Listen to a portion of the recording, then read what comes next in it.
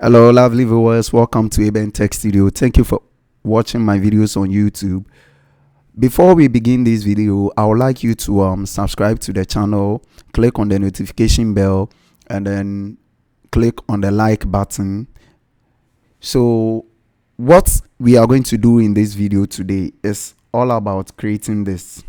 At the end of the day or at the end of the video, you should come out with a result like this. So we are going to create our own welcome background for our church service. So when church begins or when church starts, you want to display an image like this with your church logo, a welcome text, and we are glad you are here text with a scripture attached to it. So this is what we are going to do. It's the steps are very simple, but the design looks very nice. So this is what I'm actually doing for my local assembly, and then I'll be using it for Sunday service. So this is what we will do.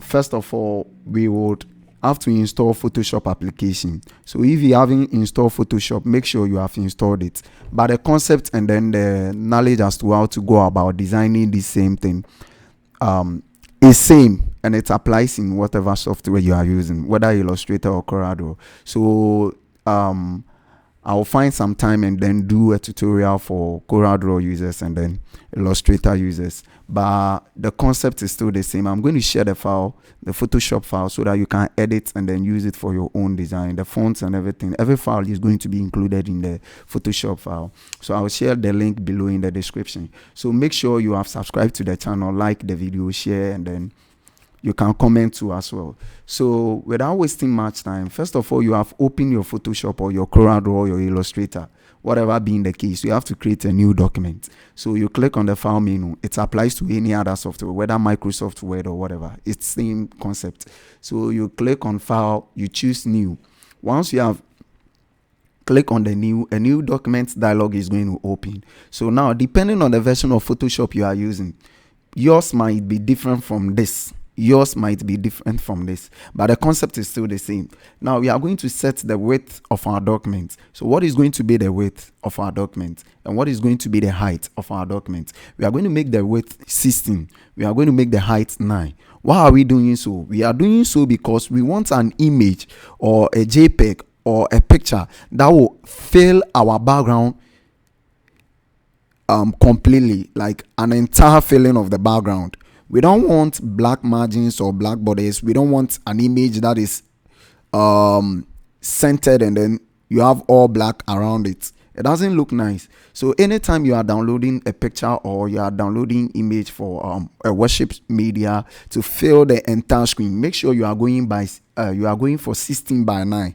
That is the one of the perfect aspect ratio or size. So now let's set our measurement to inches. I'm going to use inches because 16 by 9 is usually measured in the inches. Is 16 by 9. Okay, so that is what will fill our background very nice for us. So we do our width 16, we do our height 19. If you are not comfortable with inches, you can do a conversion to feet or whatever pixels you might want to use. We maintain our resolution to 300. Let's do our resolution 300 because we want a high quality image to be displayed on our TV screens or on our projector. So now let's leave our color mode to RGB. Make sure whatever settings you are seeing here has been set to in your software. Okay, then we click on the create or okay as in other software or start, whatever it might be. So now we have a board like this or an artboard like this. So what we do is that first of all, let's bring in our background. This is our background, okay? This picture. We drag it into Photoshop. Now Photoshop takes it into our document for us. Let's expand this one just to fill, and then we don't want any white color to be showing. Now we can either press the enter key or click on the apply button to apply our resizing in Photoshop. So now this is what we are going to do. We will add our text. So click on the text tool. Click in there. So our font is Schwaller. So Schwaller is a font that I've used for throughout the the creating of this document or this image. So this is what we are going to do. Let's type welcome. I want everything to be in caps or uppercase. So welcome. I click on the apply button to make sure I've applied my resizing. Now I resize my text and then I position it somewhere here. I press enter key or I still click on the apply. So once I'm done with this, sometimes you might not be seeing the resizing tool around your text. So this is what you do. You make sure you check this, show transformation controls. You see it's gone, but you'll be able to drag, but you are not seeing it. Make sure you have checked this and then auto select. So we have done this. Now we have to duplicate, we have to create our horizontal lines. So let's touch on the as you depress on the shape button, it shows or gives you other shapes too. So we select rectangle, we draw our rectangle to this size, then we give it a color of white. Now how do we give it a color of white? Mine has been set to white already. So in case yours is not white, how do you do it? Make sure you have selected the toolbox. You have selected the layer or the rectangle. So these are layers. Anything we put in here will be added in here as our layer. So we click on this tool, the path selection tool. Once you click on it, you have fill. And then when you click on the fill, you can set a solid color or a gradient color. And then when it is on a solid color, you can choose the color from the picker. So I can set the color for red or whatever it might be. I don't want any of them. I want white. Let me just click on cancel. But for you, you have to do OK. So, it has set to black. So let me choose white. So now I've done that. Once I've done with this, I will hold Alt key and drag this to duplicate it. That is one way of duplicating. Let me clear it. Or I can right click and then choose, I can right click on the layer and then choose duplicate. And I click on the OK. Now I can drag. It's still a duplicate I've made. Or better still, you press Ctrl+G to duplicate. Okay, so that is how you duplicate in Photoshop. So I'm done with this. Let me push it up some more. I'm done with this, and now this is what I'm going to do. My welcome text, I'll also duplicate that one. So let me use another method. Right click and choose duplicate. Now let me remove it from there. This is my duplicated text. I double click on it to make it editable. So this is what I'll type. We are glad you are here. So you see, you are not able to see all the text. So I have to resize it and then make it small. So resizing. You resize by, if you want to resize proportional, you use the diagonal resizing control. Don't use here. Sometimes, depending on the version, okay, Photoshop has made it such that now when you are resizing, the newer versions, when you are resizing, it resizes proportionally. But the older versions, you have to hold down shift and then shift alt key and all those stuffs. So now this is what I will do. I'll resize to this size. Okay, so let me do a more resizing. And I double click. I press the enter key. I double click in it again just to add my Psalm 122 verse 1. I close the bracket. I click on apply. I then drag it somewhere here. So Let me make sure I bring this one down a little bit.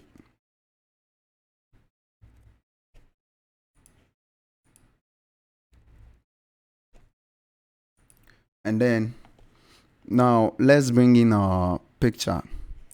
Okay, so this is the logo. I drag it into Photoshop. Now I resize my logo a little bit. I want to put my rectangular logo. If I leave it this way, it won't be nice. So I have to put my rectangular logo into an ellipse logo. Sorry, an ellipse tool, okay, or a shape, circle. So I want to draw a circle. So I hold down the shift key, and whilst I drag to draw a circle. So my circle is filled with white. In case yours is filled with any other color, select that object. So just like any other shape, once you select the object, click on the path selection tool. You choose your color from there. You can choose from a gradient color, a solid color by using this one. Or if you have recently used colors, you can pick it from here.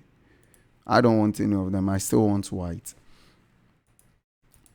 Let me resize a little bit. I'll position it somewhere here. This is my logo.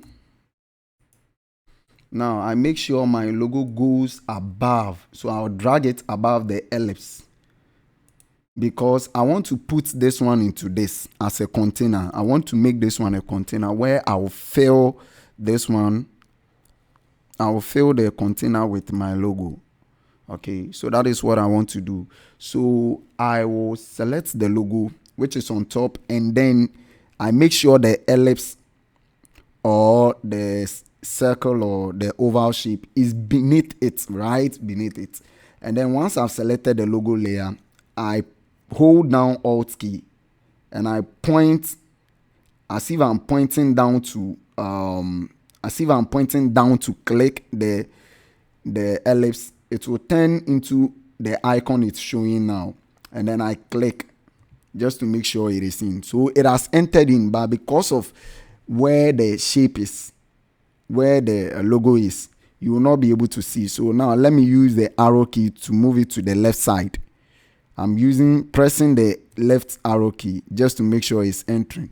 And now I can use my mouse to drag it in here. So I can make my logo like this. It looks nice, but I want the yellow portion to be showing. So I'll resize it and then drag it a little bit.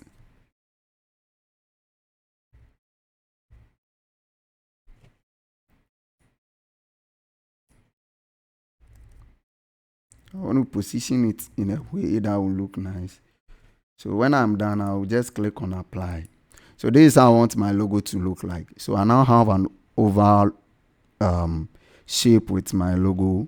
It used to be a rectangle, though it's still a rectangle, but because it's in a container which is round, you will not be able to see the other side of the rectangle. So now we are done. The rest is to add some effect to it. Let's select this layer, the welcome layer. What do we want to do? We want to add shadow to it. So once we have selected that layer, let's double click on the layer. When you double click, it will open layer style for you. What style do you want to add to it, or what effect do you want to add to your test layer or welcome? We want to drop a shadow on it. We select and then we tick it just to make sure the effect is being applied. So with mine, I've made sure my distance, the distance of the shadow is set to 40, spread is 28, and then size is 51. Make sure you adjust it to the way you feel comfortable with it. So when I'm done, I just click on the okay, and the color of the shadow is black. So black looks nice. Whenever you are setting the shadow, it's usually black that we use, but you can use other colors. So other colors can be used, but I don't like any of them. Let me click on cancel and I choose okay. I've applied it. Now let me come to my test. I double click on it. I drop shadow on it. So that same shadow size I've applied to it. I will still click on OK. Let's come to the logo. Now with the logo, we will not apply the shadow on the logo because it won't show, because the logo is rather in a container, so the container is the one holding it. So if you want to see, it's like you have poured water in a barrel. Now if you want to add effect in the water, nobody will see it.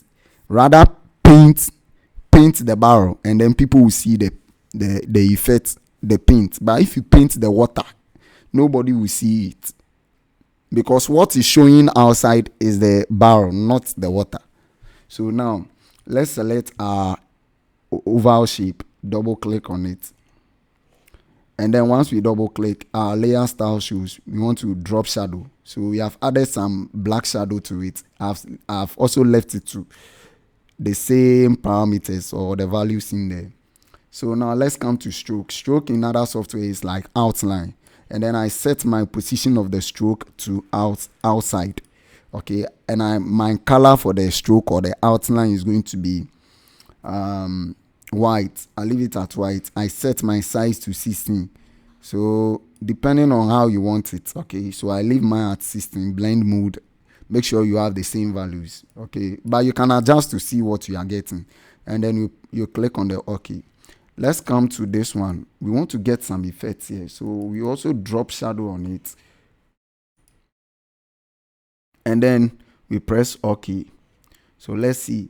Look, now it's looking nice. So this is a very simple design that you can use for your church, and then it looks very cool. I believe this is very nice, though it's simple steps. If you are using any other software, the same concept, all you need is just the image. You can do your own test around. Let's click on file. You want to save it, and then we choose save as. Save on our computer. Let's give it a name. new welcome background. We save it on our desktop, and then we click on OK. Once we are done with that one, let's go to our desktop. Oh, sorry, I rather saved it as I just saved it as a document. Okay, so I saved it as a document, but I want to save it as a JPEG that we can import in our media software. So we choose save as again. Let's do that. It's also good that you have saved the work itself, the work. So now we change our save type to JPEG, and then we choose save. Now, because I want to give more quality to this image and maintain high resolution, I choose maximum. I click on OK. The larger the size, the quality, the more the quality, the more the file size. So this is about 2 megabytes or so, 3 megabyte file. So now I have it there. Let me open. So this is it. You have your own welcome. Sometimes you go to the internet, you want to find welcome, and then welcome backgrounds. You get them, but actually what you get, you might not have your logo there. You want to customize it, you can do something like this to have your own thing. So now I minimize this. I open up Easy Worship. So if you are using Easy Worship, you want to bring in your image here. So you drag, you make sure you select media, images, media tab, images, and then you drag it, or better still, you click on the plus button, you browse from the item for the item on your desktop, and then you click open, and then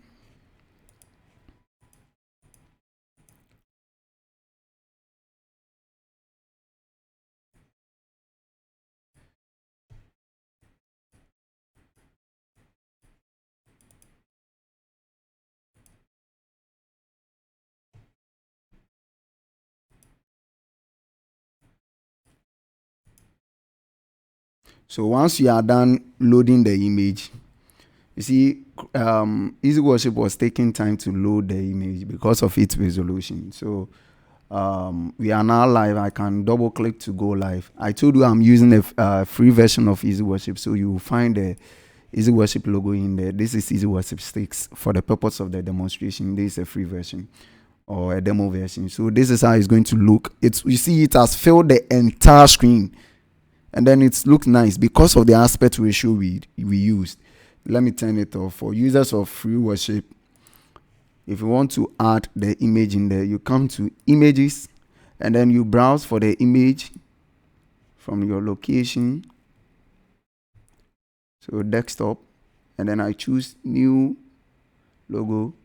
You can also set your aspect ratio crop to fill so that it fills the entire. This is what I was talking about, the black borders. So we can choose straight to fill or crop to fill. And then we go on live. We send it to our live screen. Let's show it. I've customized my live screen to be at the left top side of my screen. So this is how we add. Or better still, when you click on your browse, you can just drag it in here, drag the image there, and then drop it.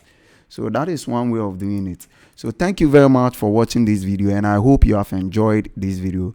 I'll leave the files in there. Now, if you want us to create more images for you, like worship, for praises, so that you use them for your presentation in churches, you can pick the number, WhatsApp, Telegram, and then you talk to us. We'll be able to create loose videos for you for your worship, and then add your logo to it, and everything will just look nice. So thank you very much. This is one way you can create your own thing, but if you need to have more offertory backgrounds, tights, pictures, and other stuff that you want to customize it to your own look and feel, you can WhatsApp us. If you have any question, to WhatsApp, Telegram, email us.